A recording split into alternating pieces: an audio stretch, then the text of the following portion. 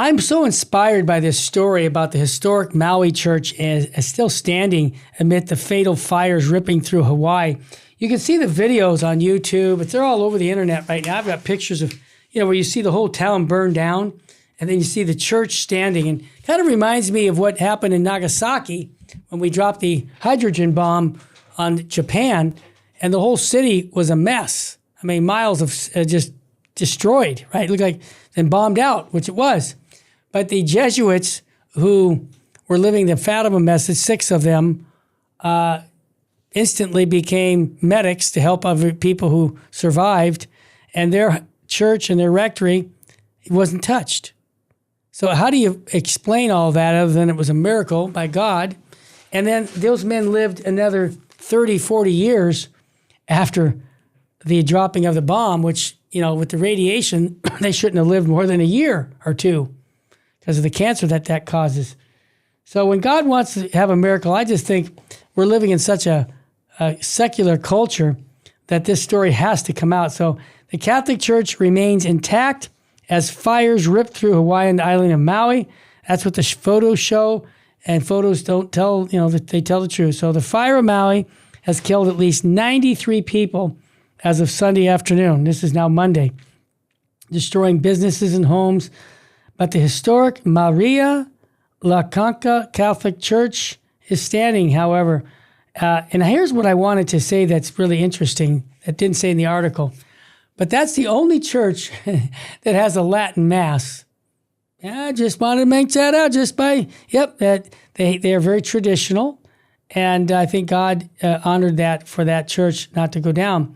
So when the pastor, Monsignor Terrence Wanable, told the Honolulu Star paper, he said when he saw the news, he saw the church steeples rise above the town. He said it was a great sight to see. He said part of the island had turned to ash. Photos show scarred palm trees next to the Catholic Church, which was built in 1846. Unbelievable. Now, the church street is seen untouched in the aftermath. The wildfire that left charred ruins had killed 93 people, authorities said, make it one of the deadliest disasters in the United States history. Brush fires on Maui fueled by high winds from the hurricane passed through the south. That's what made the fire so bad. The winds, just like a tornado winds. Now, the roof of the church appears to have suffered some damage, but they're not going to know until the contractors take a look. But the fact that it survived, there's a picture here of, you look at the church on the left, completely intact, and then you look to the right, and everything's burned down. So, again, God can work these miracles. And why does he work miracles? I'm convinced to show forth his love and his power. See, God, and that's why we should not be afraid of what man can do to us. Be afraid what can happen to our soul. And this is, I know a constant theme that Jess and I have talked about when it comes to, the virus, the coronavirus, and how we said, wait a minute, everybody's scared. Why are we so scared about this virus? What about the virus of sin? See, and that's why the worst thing they can do, and I just love the saints and the way they handle things. He says, and this is St. Thomas More said this, earth has no sorrow that heaven cannot heal. So what's the worst thing they can do? Kill us? Well, that's the worst thing they can do. Okay. But if my soul, like I went to confession today, if I drop dead right now on the air, I hope and pray that I have a short time in purgatory, but I just went to confession. So this is what I'm hoping for, to get to heaven. That's where my hope is. So if I'm 66 years old. If I died tomorrow or today, I have so much to be thankful for. And I think you do too. And I think, as I say always, an attitude of gratitude is welcome just about everywhere. So count your blessings. Don't be afraid of what the world can do to us. Be afraid of dying in a state of mortal sin. And get to confession. Get your prayers in. Pray your daily rosary. Do all the things that are going to help you get closer to Christ. And one of the things I'm going to encourage you again is to join Bishop Strickland. Join Mother Miriam. Join Janet Smith. Join the exorcist that's coming.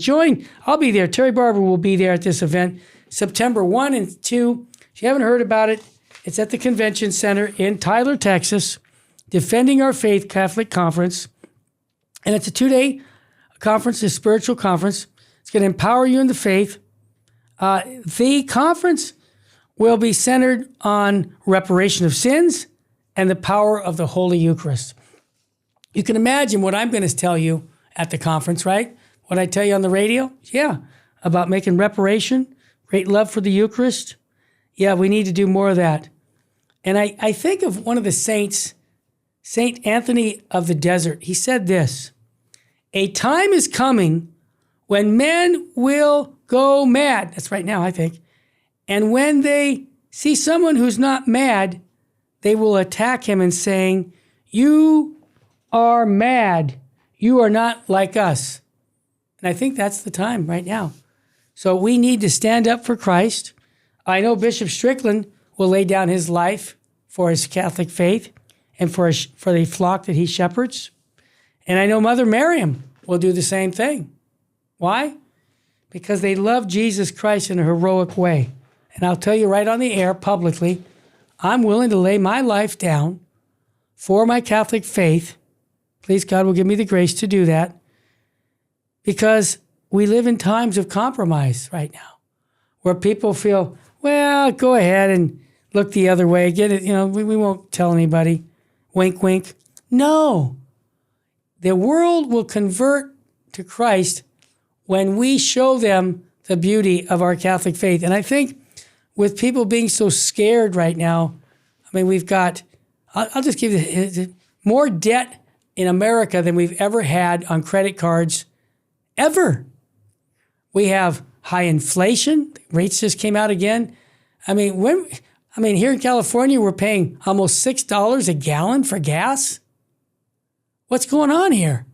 Well, economically, it's putting pressure on the family. And that's what's going on right now. Lots of turmoil. Wars starting up. Look at Russia and what's going on there in the Ukraine. It's just getting out of hand. So what can we do? Not be scared. Get down on our knees and pray. Make reparation for weak leadership in our church. I've experienced it for 44 years. I've seen priests tell me things that are just so bad that I ask myself, why are they a priest? Is it because they got a free room, food, a car? They could be doing something else. And they all made these promises. Every Catholic priest makes a promise to proclaim the deposit of faith. And so when I see a priest who's not proclaiming the deposit of faith, I say, Father, you made a promise. He said, what are you talking about? When you were ordained, you would proclaim the deposit of faith. Please do that. I'm praying that you'll do that because I want to see you get to heaven. And I know I made a promise, Father, when I got married to my wife, to be faithful to her. And I, please, God, I'm going to live that out to my death. And because my salvation is tied in how well I live out my marriage. Just like a priest, his salvation is tied into how well he lives out his priesthood. So lovingly we call them back. There's no animosity in my voice. I love Father James Martin. Are you kidding me? He's proclaiming that homosexuality is okay and that the Bible is wrong. He's going to tell us that, and nobody's going to call him back. We don't love him if we don't call him back. If we just tell him he's a great guy, that's compromising. He might be a great guy person on other issues, but he's dead wrong when it comes to the moral teachings of the church. And someone's got to say, Father Martin, I'm praying for you. I'm praying my rosary today for you. I'm making an extra visit. I'm making a sacrifice. This is what we Catholics should be doing in the church right now, is not complaining. Complaining does no good. What does well for us is our prayers, our sacrifices, and our love for our Lord to go closer and closer, because life is short and eternity is forever. So again, don't forget put it on your list to go to the Defending the Faith Conference in Tyler, Texas with Bishop Joseph Strickland. Mother Miriam will be there. Dr. Janet Smith, I'll be there, and we've got an exorcist coming. You can register for $60. Are you kidding me? Do you go to a convention center? If that was in Los Angeles, the price would be triple. But in Tyler, Texas, we can do that. So go ahead and register by going to virginmostpowerfulradio.org. Look under there where it says the Tyler Defending the Faith Conference.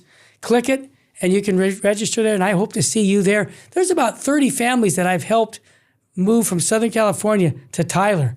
I hope you folks will be there. You can just drive in your car over to the convention. It's going to be a great weekend. Bishop Strickland will get a chance to meet you, and I think he'll give you a blessing because I've seen how he operates. And, he's America's bishop because he speaks the truth with clarity and charity. And here at Virgin Most Powerful Radio, we have him every week on our network.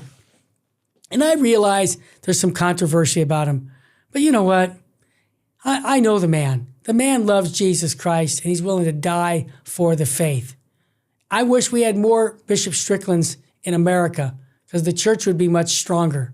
And that's what we're doing. We're going to have him come and speak to us on that issue of defending the faith and proclaiming the faith with clarity and charity. And that's going to be taking place September 1 and 2 in Tyler, Texas. And again, just go to our website, virginmostpowerfulradio.org, and say, I want to be there.